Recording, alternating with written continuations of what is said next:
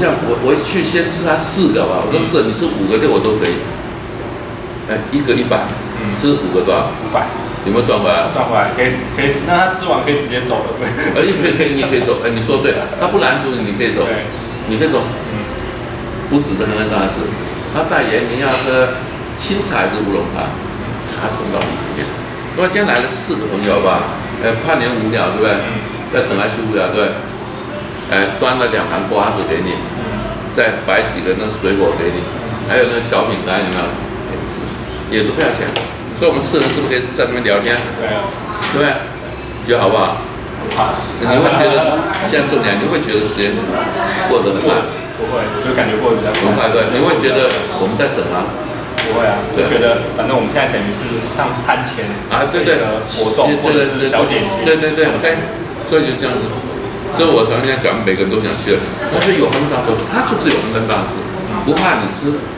所以前面讲要舍得的心，你不舍的话，你不给他吃的话，你再等4人在大家都叉个腰，对不对？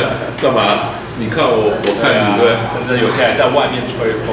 对吧？不要去外面，就在里面吧。这无聊嘞。对。小金到我们来这干嘛？多在里面被困里面干什么呢？他会抱怨，对。而且听说那边他们还有像女生啊，或者有些人还有专门的专业美甲师，直接帮你做指甲。是。而且你如果那天因为做指甲要时间嘛，如果你在那边来不及做，可能剩5分钟到你们那桌可以进去吃了。对。他就会给你美甲券，你下一次可以直接过来做指甲，不用再吃。你这是网络高手了，你没去吧？你还知道的挺多的。没去过，但是在网络上这些像比较异军突起的一些店家，或者是一些比较有特色的店家，基本上我都会去准备一些资料查看，他为什么会赚钱？为什么会这么吸引人？所以我才知道这些典故。所以我一直想说，有机会一定要去吃吃看，不是要去做指甲，我不用做指甲，我要去吃吃看。但是一直还没有时间去吃，因为他生意太好。你听我讲一下，不要想去了。就是因为博士教他们老板，教海底捞老板这些策略，人家他们把它做成这样，做到亲爱的好朋友，对，你要网络行销达人啊，不是让人家去，你就知道，对不对？那加上我跟你说嘛，你真的会想去的。要不要去？要。所以他的服务什么受众的快。所以请问你刚不是吃的觉得不错，轮到你进去，对不对？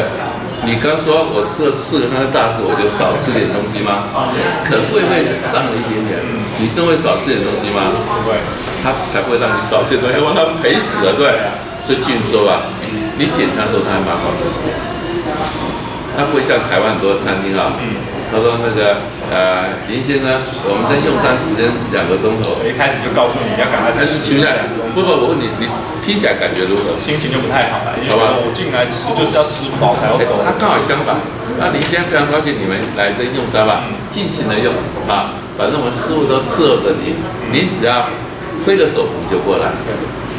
他们这样讲，没错。我最恨的是来台湾的餐厅吃饭的时候。他说那个用餐时间2个钟头，现在已经接近下午2点了，师傅要休息了，要点菜就赶快帮我点。他就跟你说最后一次点餐时间到了。你听起来会不会？听起来心情就是，即使它很好吃，可是你就觉得又在赶客人，明明旁边桌可能都很空是，但他就是要让你说我们师傅要休息了，然后我们要这边休息，要叫你赶快离开。所以他就不懂得顾客心理学。对，没错。人家海底捞不是，然后您来人就安心放心用餐，我们这群人都是来伺候您的，您挥个手你就过来。那个叫做点餐的那个单子给他吧，他特别加一句，您先把点餐适当就好，不要太多，你要太多了，尤其肉太多出来了，2分钟那个肉凉掉，口味就差很多。他不让你点很多了，还不叫你说多点一点，让我们多赚一点，他是尽量适量，对，能吃多少点多少，不要点太多。这叫受众服务啊！你心想爽不爽？爽啊，开心，开心。他还想到你的荷包，对吧？他还照顾到你荷包。对，你看跟一般的人家提供的服务不一样。像我刚说跟的台湾的餐饮业的老板，不知道怎么训练员工的，或者根本没训练员工，好吧？都说出那个用餐2个钟头啊，虽然语气还缓和啊。第二说师傅2点钟就不炒菜了，我们要关火了。能不能换个话来说啊，亲爱的朋友？受众服务不一样，订单就不一样。不但如此你有没有听过变脸？有，你们看剧的电影啊，我告诉你，在中国大陆非常普遍啊。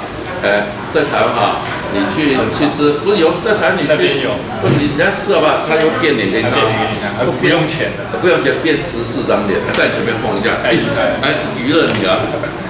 对，你有没有去过那种餐厅，在旁边有娱乐你的？娱乐的可能很少，大部分是那种可能有一些美式餐厅，它可能有一些小活动，或者是就是像一些什么，就是有些音乐民歌系餐厅，它有唱歌的那种，在你旁边跟你互动啊，就是变脸或变魔术，是它像海底捞，它有一个特色，它不是在里面，它有那些就是现场做面的师傅，他拉面又拉的，看到别人的实际啊，开箱什么的，哇，这么厉害！我跟你讲，我想你没听过的，他就变脸给你看，现场变14张脸，快乐不快乐？你当然可以不要看，反正不要也可以了。当然人有好几种，一种是我吃面不要吵我嘛，对不对？那大部分就觉得很好奇，我们在电视上面看过，现在是看现场的，重点是也没收你钱，重点是不收小费。你给他很多，有些我给他小费，不收，我店不收小费的，好不好？受众，好不好？还有你刚才讲的大头照吧，那个有面嘛，那火锅我们吃了半天要摆面，对不对？它面是拉面，注意不是王子面。而不是吃火锅那王子面，那你们爱吃啊，不能让层次不太一样。对，他面的面团怎么？他当场做给你看。现场甩给你，而且甩，现场拉，甩。光是还没吃，光是看他的那个表演，他这等于像是一场秀，你知道吗？对，就是一场就食物的飨宴，它可能有色香味，对，这个就是色，就是它让你看这个东西是怎么做出来的，然后做出来有多漂亮，然后光是啊什么，然后对，听起来你知道那个你去这个饮食色香味俱全，真的叫体验形象，没错，是体验形象啊。而且我告诉你一个秘密，好吧？他表演那么好啊，要给他掌声。不要给小费，但给掌声。国外就是要给小费。国外的一些表演的话，进去吃，人家做什么事，他就不对，真不要啊！看你要给他掌声。你知道有掌声有什么好处吗？有小礼物吗？不是有小礼物。他说：“这盘吃还行吗？”不错，再来一个好吧？算我的。他反而请你，不，他说算我的。你说，这员工算他的，对不对？听起来爽不爽？不爽，有被尊重的感觉。而且有一些就是感觉心里面就是非常有尊重感，这个很重要。是特别，今天是你是主人嘛？招待了一大堆朋友去，他看到哇塞，我们小林老板挺照做的，人家还特别给他一个人。在朋友之间知名度大涨。是不是很有面子？对，所以我跟你讲，诺浩在这边，亲爱的朋友吧，给他掌声啊，给他掌声，下次记得去，掌声越大是吧？越好，糖越大，礼物越好。不要说我说的，这是你有看我们这 O2O 的这个影片才会看到这些东西，这很重要。是，刚刚您分享了，在实体的销售里面还是要分3块，受众要服务。双服务就是让他觉得我花这笔钱物超所值的感觉，虽然额外additional 加一些什么特别东西是其他的对手没有给的话，就 OK 了。所以实体销售里面体验形象永远不要忘了。只是我想真的，我要让你东西卖得好的话，还是流行故事形象。像你不知道海底捞的故事对不对？当然他也不会跟你讲啦，他有写在网站上。你网上有时候写啊，任何一个东西啊，都最好有个故事，因为人们从3岁到80岁啊，大家有共同的特性就是什么？爱听故事。没错。所以想办法让我们的产品啊，特别是文创好了，文创就要加故事。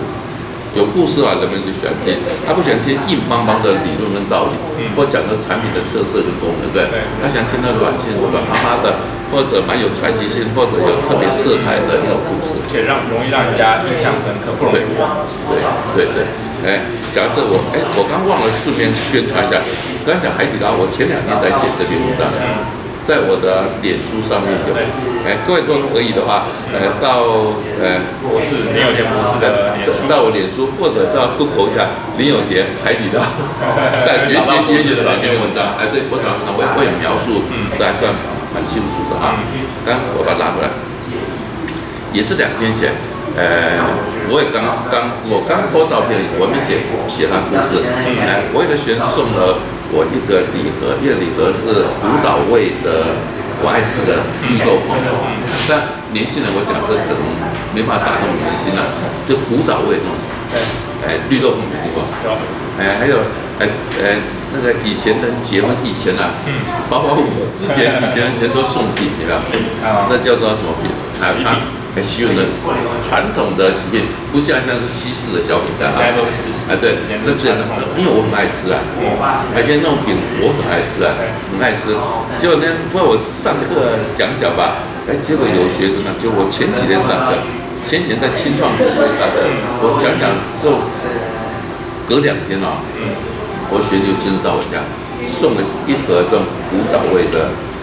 6个饼里面6他是刚好要结婚还是特别？没有，不是结婚的饼啊，不是，你好管，不是一颗小颗的，那喜饼是那什么大的，什么12两的，它是绿豆椪小的那种，大概是2两3两吧，对，那礼盒对礼盒店，那家店叫做，你不知道，你可能没听过，叫李香饼。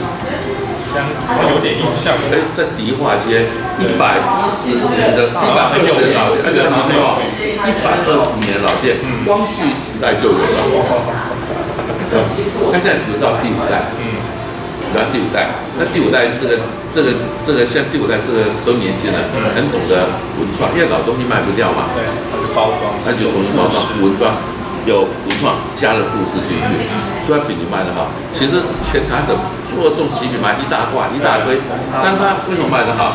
能够实力求生，因为它有故事在里面。没错，我还说个故事，因为在脸书里面我po了一下，然后po了之后很好玩，po了柬埔寨又收到他们那个李香亭这家店的李亭香，对不起，我忘了李亭香，对我讲不快，对不起，前面都不算，李亭香，他姓李。那个亭就是那个他卖东西叫亭，古亭的亭，明白？亭明白？亭就是亭仔先，也卖一个亭子吧，香跟他东西很像，它命名是这样子来的。最早的那个老板他命这名是这样命的，我姓李，然后我在这卖东西，这东西非常香，可以传到很多家像李亭香。他命名是这样命名的，这样一直传到了第5代。他后来传到在台湾那个年代他说我这饼为什么卖得好，是因为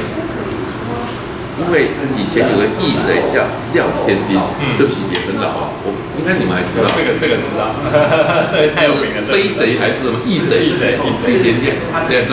廖天丁，对劫富济贫吧？你知道他劫富济贫拿了些钱他会买饼，跟谁买？就跟李亭香买饼。所以他说李亭香的那个饼大顾客是廖天丁，听起来像怪怪的，不是怪，他故事这样说的。他买的饼是要送给穷人，对，买穷人的，买给穷人。他说我们当年就跟那个义贼就有合作关系，跟着促销，他就廖天丁变成他的代言人。对。他说不管真不真，你不要问我到底真不真，我也不知道故事嘛。故事以前我也不是生那个年代，对。不可考，光绪年间那个时候，或者是廖天丁的时代。对，就在民国的那个年代，早年的时候。但是应该他是其来有常的。你不说，你也知道，知道这家店很厉害，至少。一个网络行销达人，他能够明白人家为什么卖得好，不是实体在卖，因为他也在网络上在卖，所以可能也很多开箱文。你也许看到，我不知道是不是开箱文就是真的120多。所以我要说的，给各位朋友讲的，任何东西你要去把卖得好吧，故事行销是当今在实体界跟网络界一个要成为不二法。哎，你可不可以跟你聊聊？我想喝点咖啡。可以聊聊，可以聊聊，在网络上怎么样去行销可以卖得好、卖得快，又卖得赚钱？像我们刚刚我跟博士聊到售装服务的部分，其实售装服务不外乎你要给客户买的机会觉得物超所值，这样子的体验，这样子的感受。所以像我们在网络上卖东西啊，很多我们会怎么样？我们会送他买到东西，我们可能是用物流送到他家，然后我们可能会在里面送他一些他原本没有想到的，或者是原本我们在整个产品销售里面没有提到的一个 bonus 小赠品。这样小赠品。对，例如说，你今天买了西装，然后你可能以为，我寄过去就是一件西装，结果没想到我寄过去还加赠了一个领带。你打开那个货，你会不会觉得，是不仅仅西装品质很好，再加上还领带免费送你的，而且是你没有提的，就是你开箱会有很 surprise 的这种感觉，给人家这种惊喜的感觉。然后你觉得你拿到这一个你的产品的这个客户，他会不会跟他朋友讲？会讲。下次他朋友来要买西装，他会不会跟他朋友，或者是他亲戚或者他家人讲？一定会讲。你可以去这家买，上次他去买，他还多送我领带，而且没跟我讲。我打开了，这边多一个领带，这种送。对。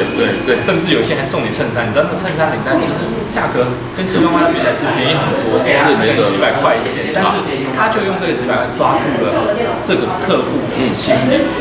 而且还抓住了他身边的这些潜在客户，这个是非常厉害的受众服务。是。